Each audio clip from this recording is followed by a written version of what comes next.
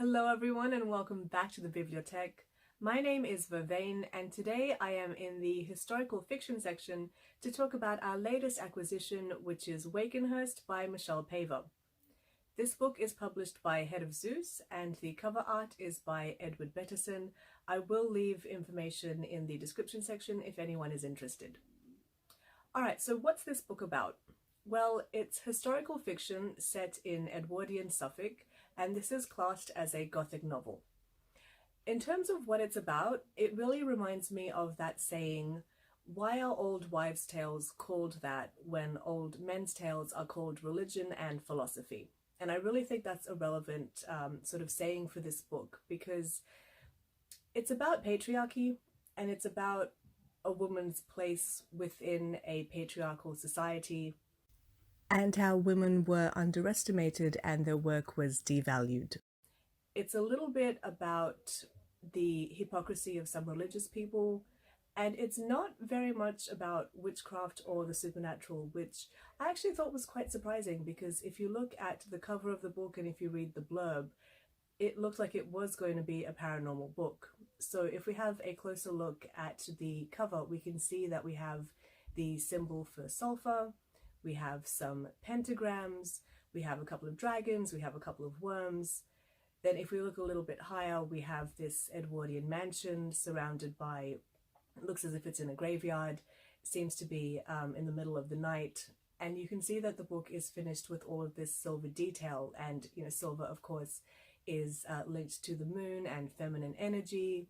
Silver bullets are said to kill werewolves. So yeah, it really looked as if it was going to be a paranormal witchcraft type book. And indeed, if we even read the blurb, which actually I think I'm going to do right now. So the blurb says, in Edwardian Suffolk, a manor house stands alone in a lost corner of the fens, a glinting wilderness of water whose whispering reeds guard ancient secrets.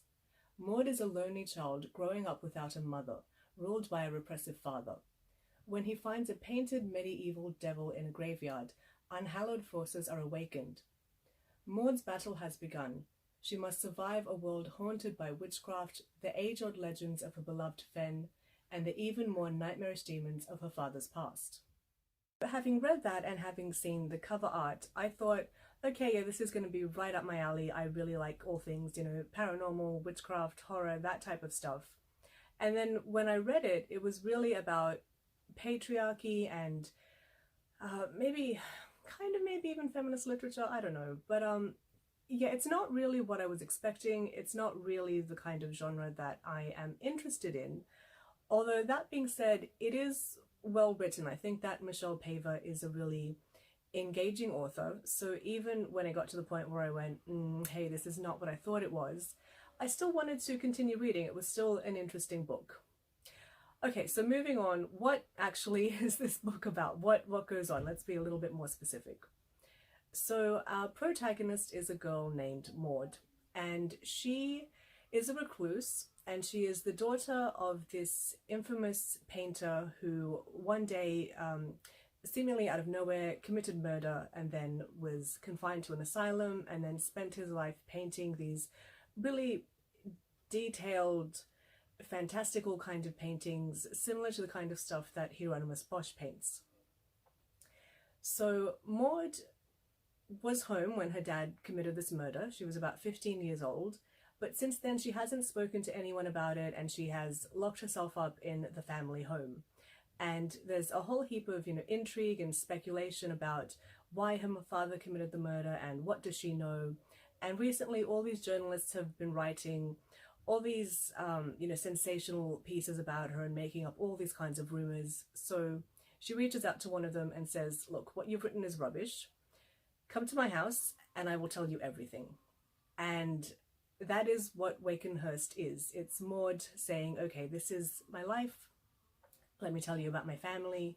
Let me tell you about their characteristics. Let me tell you about my relationships with them, their relationships with each other.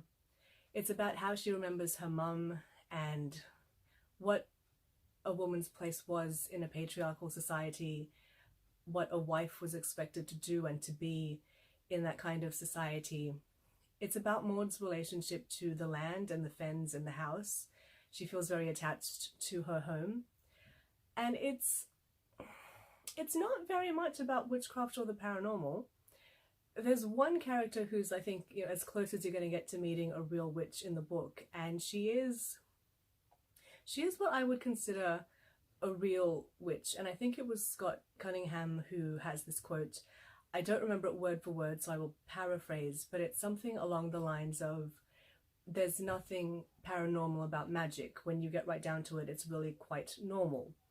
And so there's one character who is like the village wise woman, and she knows, okay, if you have, you know, a headache, or if you've been, you know, stung by a bee or something like that, you know, this herb has, you know, antiseptic properties, or, you know, this herb has, you know, anti-inflammatory properties or whatever. So I'll mix you up this thing that you're going to drink, or I'm going to mix you up this like paste that you put on your wound, and that will heal you. And that's really, I would say, the basis of magic, let me say, or witchcraft. I think there's quite a disconnect between what magic and witchcraft actually is and how it's represented in popular culture. So I can understand that in some societies, if you think, you know, only God can heal the sick, and you go somewhere where there are people who have a strong connection to their land, and they know the seasons and they know the properties of all the plants around them, and they're like, oh, okay, like I'll make you this thing if you've got a stomach ache, or I'll make you this thing if you've got a headache. If you're new in that area and you don't know about the local plants or the local wildlife, you might say, you know, how do you do that? How do you have that magic power to heal people? Only God can heal the sick. If you're not God, how come you've got this power? How have you gotten it? It must be ill-gotten gains. So I think Wakenhyrst very subtly kind of alludes to the actual nature of, you know, quote unquote magic, but it's not really about that. It's really more a book about patriarchy, and a woman's place within patriarchy, which again is not normally what I would read, but it was an engaging read. So yeah, that's what I have to say. If I've piqued your interest, I will leave some links in the description if you would like to purchase this book. I believe an audiobook is also available. The last thing that I wanted to talk about is Wakenhyrst is classed as a Gothic novel. So at the very back of the book, there are some like book club questions, and a few of them indicate that Wakenhyrst is a Gothic novel. One of them is something like, Gothic novels usually start with a framing device. What did you think about the framing device used in this book? Were you satisfied with it? And I read that question and I was like, oh, is Wakenhyrst a Gothic novel? What makes a Gothic novel? I mean, I don't have a very strong understanding of what characteristics a book needs to tick to fall into the Gothic genre. I mean, yes, there's a creepy old house. Yes, there's some allusions to magic, but that's not really what this book is about.